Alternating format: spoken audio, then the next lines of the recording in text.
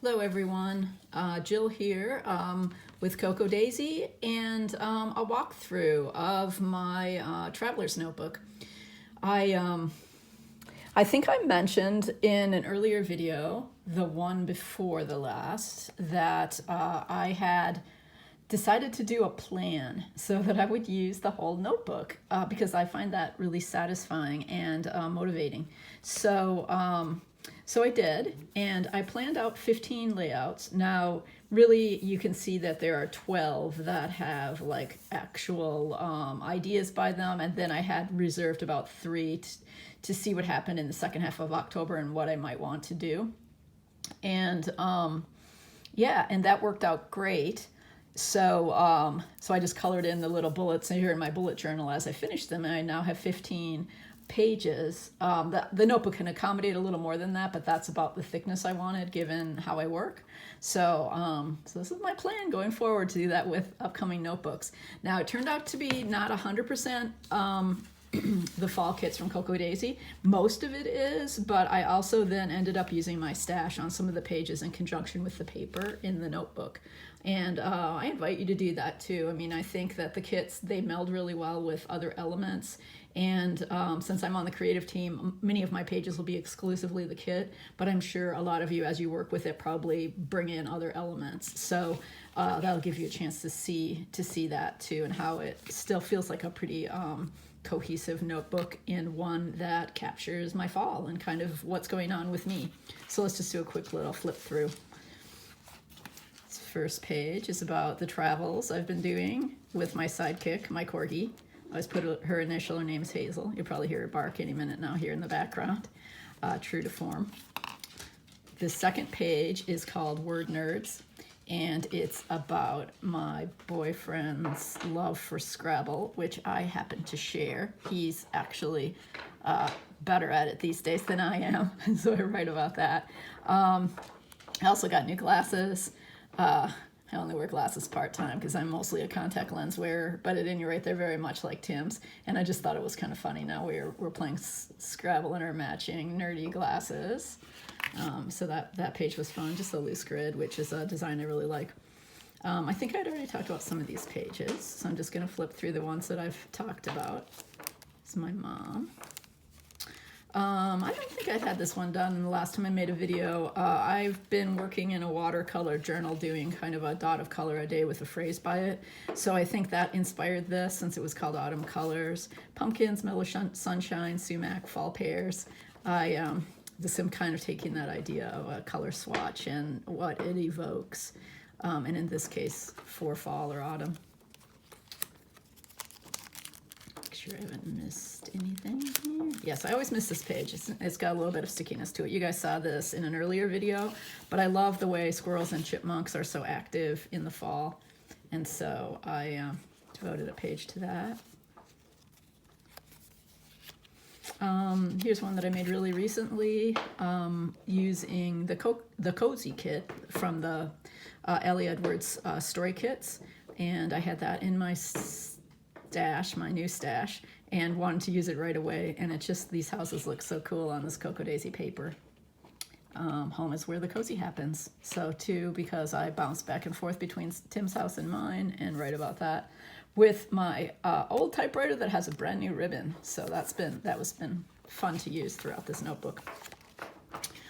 Here's a page that you'll see me talk about on the blog. A couple of these upcoming blog post pages, so more about that when you check into the Coco Daisy blog. This center page is called Missing Family, and it's about my brothers and their kids and how much I miss them here during the pandemic when we're not able to see each other. And so I write about that and do use just kind of a collection of embellishments from my stash. There was a stash busting challenge on Instagram, and so this is one of the pages I made for that. And I love that leaf background paper just to capture the time of year and the kind of the vibe and mood. Another page made with a Story Kit story stamp stash. This one's about breakfast. And throughout I've been using a little bit of packaging. Here I'm using some brown paper. In the earlier one about the chipmunks, I also used it to journal on. And I really like in Traveler's Notebooks, a certain amount of texture on some of the pages anyway. Again, typed journaling.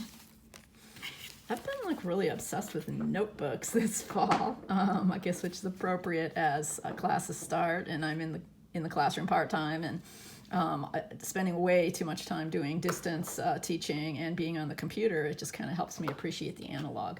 So I photographed from my favorite notebook setups this fall and wrote just a little bit about that on a couple of tags. Okay.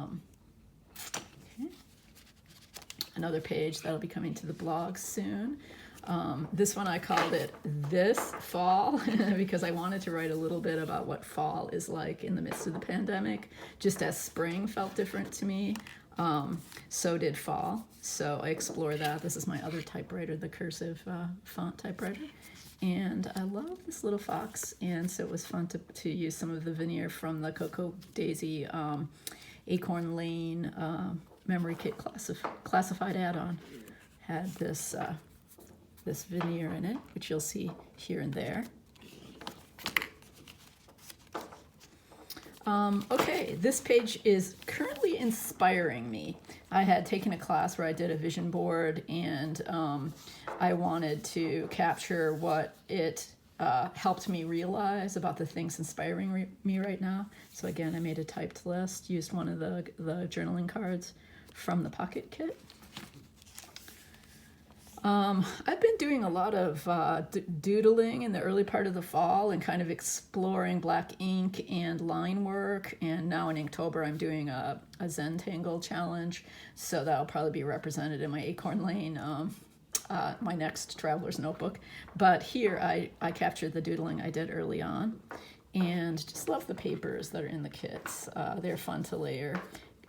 Included lots of stash elements here too because I was also like doing that stash busting challenge. The details are fun to look back at. And I love the background paper here. This playful plus sign was just, I don't know, felt just right for this particular subject matter for me.